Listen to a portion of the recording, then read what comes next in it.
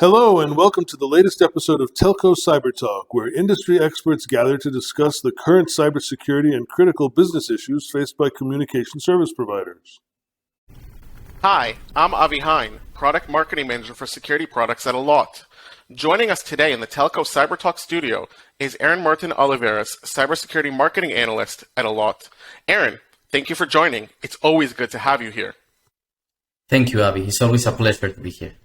In today's podcast, we're going to peek into the highlights of our latest cyber threat report.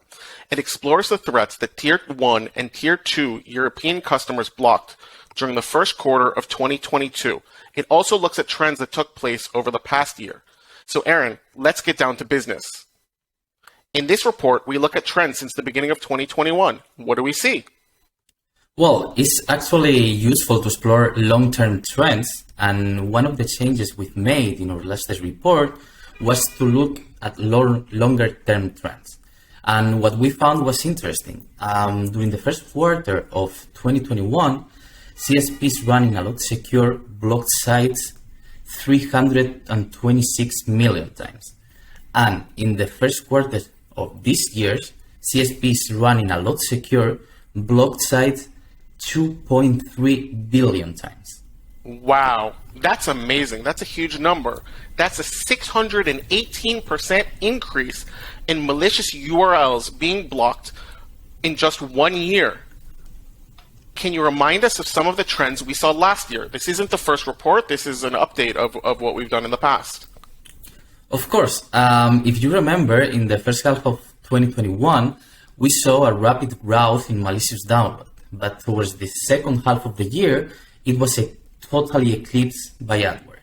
So in Q1 2022, we saw a decline from that peak that adware reached. But there was an average of 15 million more blocks in the first quarter this year than the same time last year.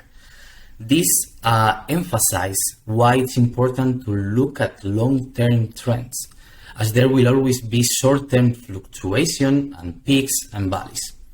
The rise in adware that we began to see in the second half of the last year has continued and is rising even more.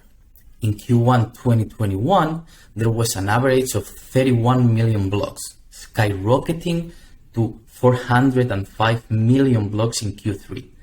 Well, a year later, in Q1 2022, there was an average of 735 million monthly blocks. We saw an extremely significant rise in banking trojans this year. Can you tell us more? Absolutely. First, let me explain what a banker trojan is. A banker trojan is a malicious computer program designed to gain access to private information from an online banking system. During January 2021, banking trojan made up to 0.08% of all virus threats. A year later, they made up almost 6% of threats, and that is a huge increase. Wow. Speaking of banking trojans, here's an example of one trojan that was seen by Allot researchers. The BN banking trojan was first discovered in 2019, and then it declined, it went silent, we didn't really see it. However, Allot security researchers identified a resurgence this past November 2021.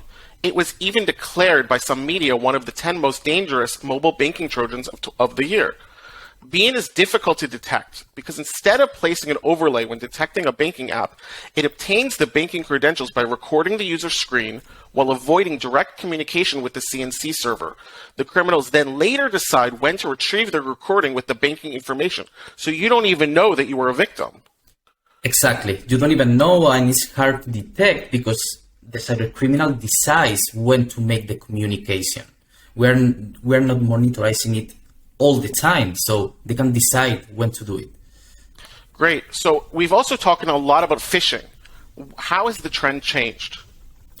There is one thing that we have to mention here, and is that phishing will never go away, and it's probably the number one consumer and small business threat. Phishing blocked increased by 37%, going from 47 million in Q1 2021 versus 64 million in Q1 2022. Inadvertently clicking on a phishing link opens you to data thief, infection, and much more. Wow. What about cryptocurrencies and crypto wallets? What sort of threats did we see there? Well, this is interesting because in 2017, there was a boom in crypto mining. There was a lot of software just focused on use your resources to mine this cryptocurrency. But then everything went quiet. Well, I have bad news. They are back. The Bitcoin Trojans blocks increased by 600 in Q1 2022 compared to the same period the previous year. And not only that, the crypto threats are more than a malware using the resources. Phishing pages disguised as crypto wallets or mining pools are also on the rise. Oh boy, it seems that this is just never going away. So what should CSPs do to protect their subscribers? The CSPs should provide their customers protection against cyber threats. We think that just by knowing the threats we are protecting, but we are falling victim to threats that we didn't even know about. So most infections are caused by human mistakes, and we are all human. It's the job of the CSP to protect customers with solutions such as those provided by Allot. Absolutely. And one of the things we see in recent surveys is that consumers are looking to their service providers to provide security. According to a survey conducted by Coleman Parks Research, 70% of respondents agreed that their service provider should provide a security solution to prevent malware attacks. Both broadband and also mobile subscribers rank security as their second most important feature, coming in right after reliability. It seems that if your network's not secure, you're not reliable, and consumers are looking to their CSPs as the source.